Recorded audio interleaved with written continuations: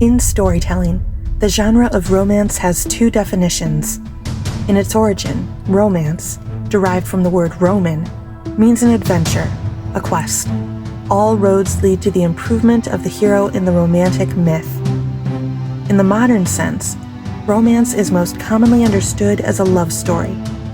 At its heart, it speaks of a desire for intimacy, to be known fully and understood fully. Romance is a quest for two souls to become intimate.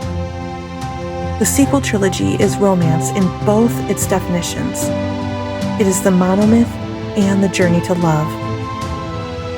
Some have tried to prove that Kylo went fully dark when he killed Snoke. For isn't that the end goal of every dark side apprentice? To kill the master and take his position? However, killing the master to save the one you love is essentially what Vader did to redeem himself. Vader chose his son over the Emperor.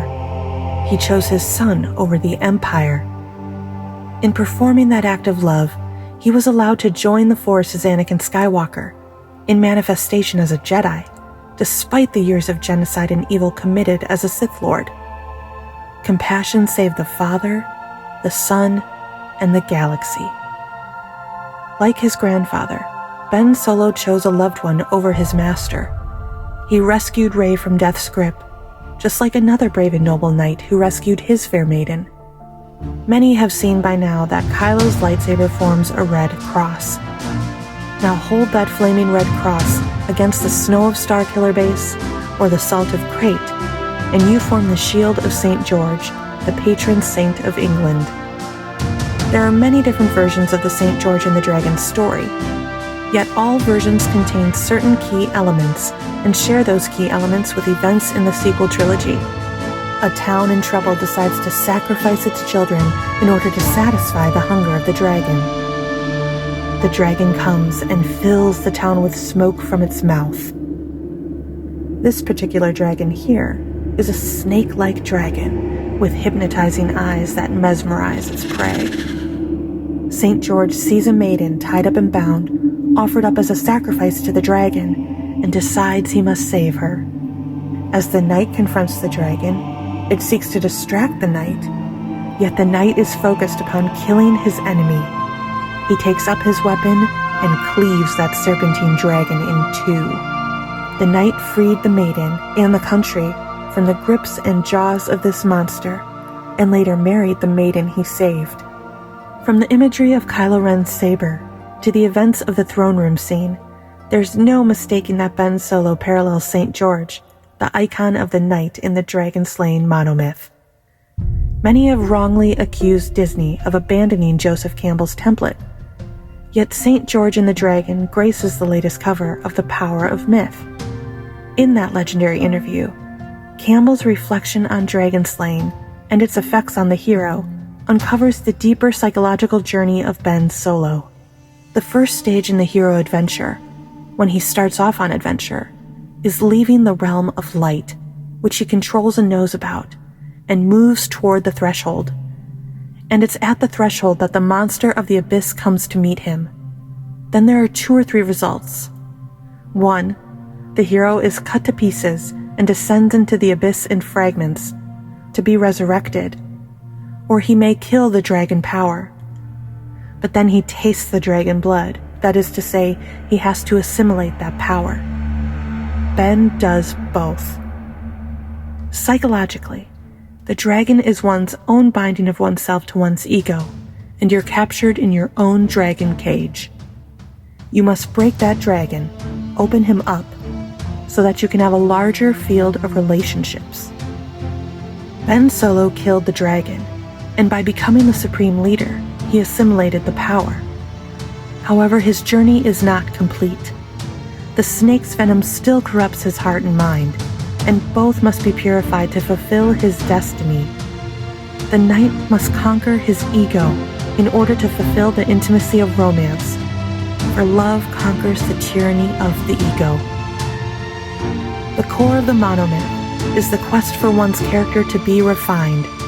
Integrity and maturity, virtue over vice, is just as important, if not more important, to the formation of the hero in the monomyth than muscle or prowess. Skill might be acquired by the trait of endurance. However, the hero can keep the muscle, but lose his heroism and worthiness.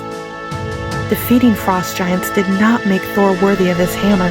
It was a relationship with a woman that formed the humility and compassion Thor solely lacked to inherit his birthright and lead. Joseph Campbell defines destroying one's ego as this: what I want, what I believe, what I can do, what I think I love, and all that. What I regard as the aim of my life and so forth.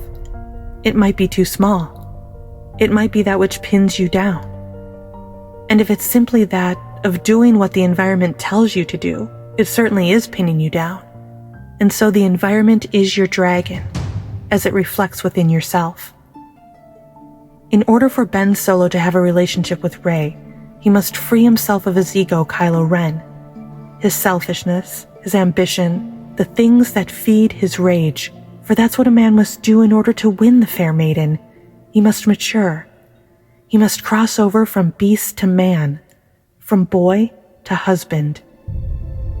The quest for love, or the receiving of love, can be the crucible to develop character within the hero. One even sees this journey in the works of Jane Austen, which have been described as the modern myth for good reason. Love in Austen's novels was the quest, not the reward at the end.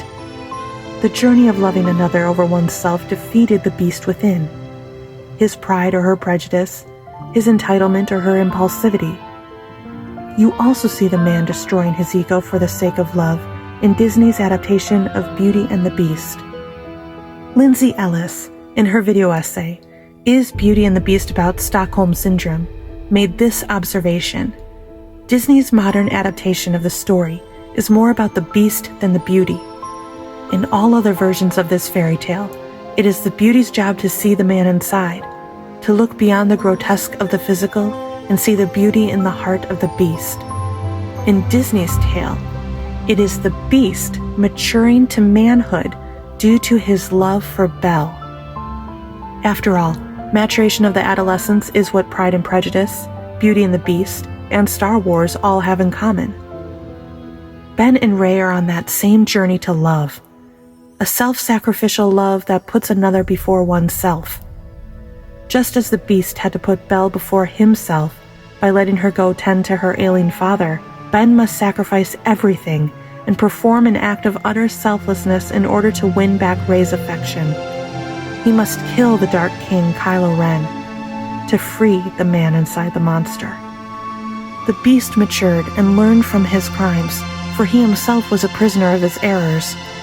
Ben Solo also is a prisoner of his errors, but he has made many steps already to his maturation in becoming a man worthy of the maiden. Like St. George, Ben slayed the physical dragon. Yet to emerge victorious, he must achieve his goal of his quest, to finish what his grandfather started, to emulate the core message of Star Wars: love. And that, Lucas says, is what Star Wars is really all about. Sure, there are also larger themes like what makes someone a hero, what is friendship, and what makes people sacrifice themselves for something larger, but really, it's about compassion and loving people. Love people. That's basically all Star Wars is. To be the romantic hero of both the monomyth and the love story, Ben Solo must be the embodiment of love. True love isn't just passion and eroticism. It is selfless, it is eternal. It is more than kissing on Endor or rolling down the grassy hills of Naboo. Love is a journey of giving and taking, of balancing strengths and weaknesses, of laying down one's life for the others.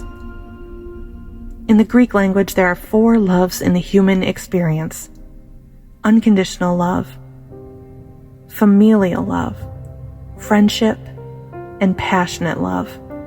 And those 4 loves form a fully developed heart, and that fully developed heart has never been achieved by a Skywalker. Yes, to their credit, the Skywalkers countlessly demonstrated love for friends. And of course, Luke and Anakin demonstrated the unconditional love between father and son to the salvation of the galaxy. But all previous Skywalkers, even though strong in the Force, lacked selfless love for their spouses. Anakin turned from Padme to power and ended their relationship in death and destruction. Leia turned from Han towards politics. In order for a Skywalker to achieve love in all its dimensions, to be the person that Anakin Skywalker wanted to be, that mighty Skywalker blood must flow through a compassionate heart, through the heart of Han Solo, and no one but Ben Solo possesses both.